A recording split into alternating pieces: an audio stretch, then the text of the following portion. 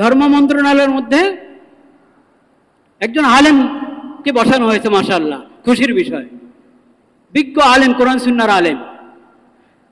তো যে কোনো বিষয় দেশের প্রথমত ধর্ম মন্ত্রণালয় থেকে অনুমোদন নিতে হবে, ধর্মীয় দিক থেকে এখানে আপত্তি আছে কিনা, এই বিষয়ে ধর্মের নির্দেশনা কি, ওখান থেকে প্রথম অনুমোদন নাও, তারপরে অন্য ফয়সালা, উন্নতি, মুশওয়ারা।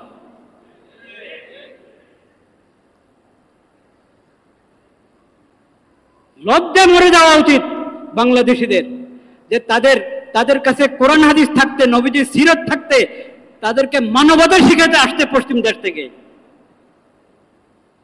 লজ্জা মরে যাওয়া উচিত। আমরা আল্লাহকে সাক্ষী রাখছি, আমরা এসব অপকর্মের সঙ্গে বিলকুল আমরা সম্পর্কযুক্ত না। আল্লাহ সাক্ষী, আমরা এই ধরনের সমস্ত কর্মকাণ্ড থেকে সম্পর্কহীন।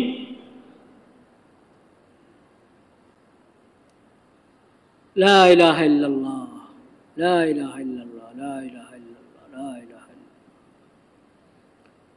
লা ইলাহা ইল্লাল্লাহ মুহাম্মাদুর রাসূলুল্লাহ, লা ইলাহা ইল্লাল্লাহ। আরো কাকে এখানে পাঠাবে, কাকে জিম্মাদারি দিয়ে পাঠাবে একজনকে পশ্চিম দেশ থেকে, জাতিসংঘের পক্ষ থেকে? আবাসিক সমন্বয়কারী। ওই আবাসিক সমন্বয়কারী কি জানেন? সমকামী।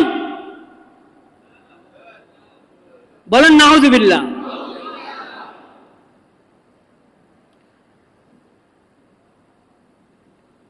এখন ওখান থেকে প্রস্তাব পাঠানো হয়েছে, এখান থেকে হ্যাঁ বলতে আর কতক্ষণ লাগবে আল্লাহ জানেন।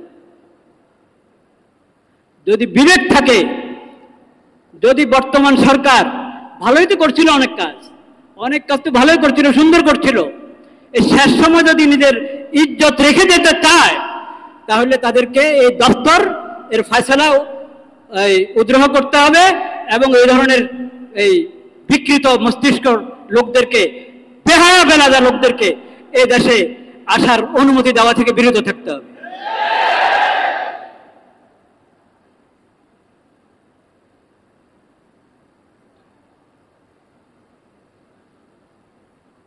শেষ সময় নির্বাচনের ঘোষণা করে এখন নিজের ইজ্জত নষ্ট করবেন আপনারা?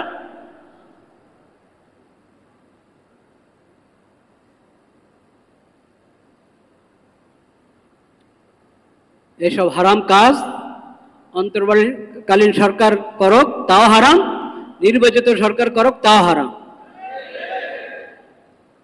যেই করুক এসব কাজ হারাম। ঈমান রক্ষা করো, ঈমান রক্ষা করো, চরিত্র রক্ষা করো।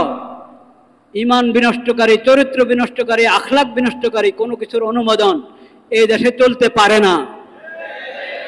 এটা তাওহীদের জমিন। আল্লাহ তাআলা হেফাজত করেন। ওয়া আখিরু দাওয়ানা আলহামদুলিল্লাহ।